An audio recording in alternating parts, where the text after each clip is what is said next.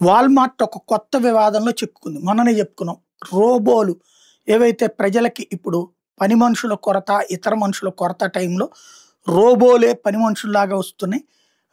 $20,000 పెట్టుకుంటే వచ్చేస్తాయి. అట్లాంటిది వాల్మార్ట్ హోమ్ డెలివరీ చేస్తోంది అన్నటువంటిది.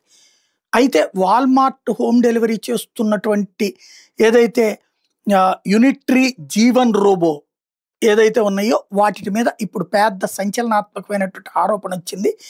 ఇవి వీటికి ఉన్నటువంటి స్పెషల్ క్యాంప్స్ ద్వారా ఈ మన ఇంట్లో ఉండి మనం చెప్పే కమాండ్స్ ఏవైతే ఉన్నాయో వీటి పుట్టించినటువంటి సంస్థ మరొకళ్ళకి అవుట్ సోర్సింగ్ అప్ చెప్పింది. వాళ్ళ దగ్గరికి పోతుంది డేటా.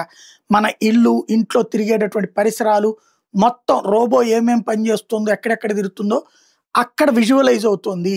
అక్కడ మానిటరింగ్ జరుగుతోంది. అంటే పేరుకి మన రోబో కొనుక్కోవడం అంటే మన దగ్గర ఉన్న మ్యాటర్ అంతా తీసుకెళ్ళి వేరే వాళ్ళకి అప్పచెప్పడమే అన్నటువంటిది ఇప్పుడు నెటిజన్స్ రైట్ చేస్తున్నటువంటి పాయింట్. చాలా సీరియస్ ఇష్యూ కిందకి ఇది మళ్ళుతోంది. దీంతో వాల్మార్ట్ దీని మీద ఆ సదరు సంస్థనే వివరణ ఇవ్వమని అడిగింది.